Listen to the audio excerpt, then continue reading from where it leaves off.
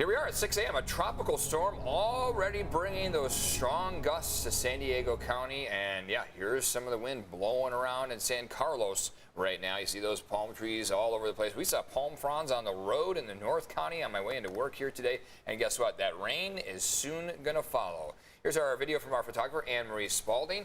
And you can see that wind blowing around. A few raindrops maybe here and there. And you might notice it on your windshield as you're stepping out the door here. Thanks for being here at 6 a.m. on this Friday. I'm Eric Connors. And I'm Carrie Lane in for Netta Ranpur. Our team is tracking the big change in the forecast. We've got Dana Marie McNichol and Chris Groh. They have more on the preparations for the storm, but we're going to begin with Evan for a look at when we can expect this rain to arrive. Good morning, Evan. Good morning to you, Carrie, Eric. Yeah, there is a lot going on out there already. You could see from Dana Marie and Chris's live shot the wind already blowing out there, and in some cases those raindrops just starting to come down as we speak. We're starting to see this cell travel from south to north over the international border as we speak. Strong cell just passing north of the 94 right now, starting to see that rain pick up across the coastline and inland. So over the next several hours, we're going to see all this activity pick up, including the wind, including the rain, all alongside these very hot temperatures. Last night, we had those clouds build in the overnight hours. Those clouds have held on to the heat from yesterday. So right now, we are in the upper 80s in most spots on the map. As we see the cell travel north, you can see how it's strongest right now just south of the border.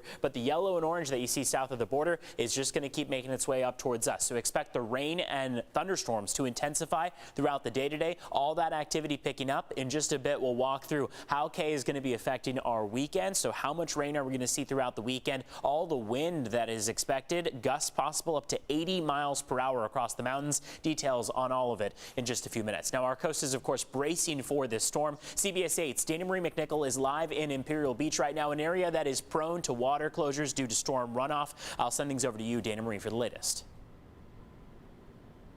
Yeah, Evan, that's right. Good morning. Well, it's already raining here. Those tropical breezes are ripping through the palm trees. And when that rain comes down, a lot of these beaches in the area close due to sewage runoff in our waters. And I just checked, there is currently a warning for both the Silver Strand and Imperial Beach due to high bacterial levels in the water. Now, we spoke to the Surfrider Foundation about what happens if you don't avoid the water. What it looks like if you don't, it can be anything from ear infections, eye infections, skin issues. So that was Alex Farron again with the Surfrider Foundation, who recommends staying out of the water on any beach for 3 days after a major rain event like the one we're expecting. This water here in Imperial Beach is sampled daily, and it's very common when rain comes. So does the closure of this beach due to the sewage from Mexico. Now, the warning for today also states environmental conditions, including south sweeps that are present. They say the storm is expected to bring powerful winds. The Surfrider Foundation says when they get those big waves, they ask people to be honest with their abilities unless they know they can tackle what the ocean is about to throw at them. So please be aware. Again, back out here live, it's already raining. That storm is being felt in Imperial Beach. There are warnings here. Many times when the sun comes up, we still see people in the water. Of course, we're going to be keeping an eye out for them. Let's head over to Chris Groh. He's in Kearney Mesa right now with tips on how to prepare for this storm. Chris?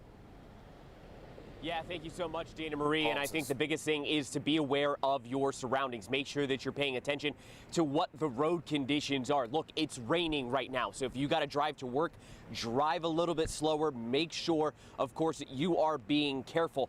Now, the other thing that you have to watch out for, especially when you're driving, is that standing water, that ponding water. Make sure that you are avoiding that as best as you can. Now, if you're on the freeway, if you're on surface roads, that's going to be a different issue. We know, of course, that sometimes you may not be able to avoid it on those freeways, but back to those surface roads, if you see that standing water, try to find a different route because you don't know how deep it could be. For instance, where we are here, Convoy and Engineer, this is an area that it's not just littered with potholes. When it rains, it can also start to flood. And those floodwaters, it doesn't take much for you to lose control of your vehicle or even lose your vehicle. And that's something that we've mostly seen actually out in Fashion Valley. We know right there by the mall, there's a number of different areas right by the San Diego River that tend to get that standing water, and people year after year continue to drive through that and damage their vehicle or watch their vehicle stall out. Now, On the flip side, we know that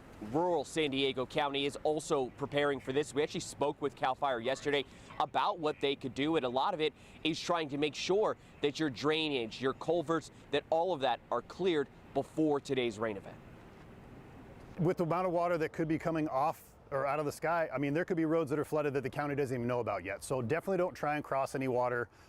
There, even downtown with there's the low levels right by the San Diego River, the people that try and think they can drive through that and they get stranded out there. So definitely don't try and drive through any bodies of water. Even if you have four-wheel drive, go around, find an alternate route.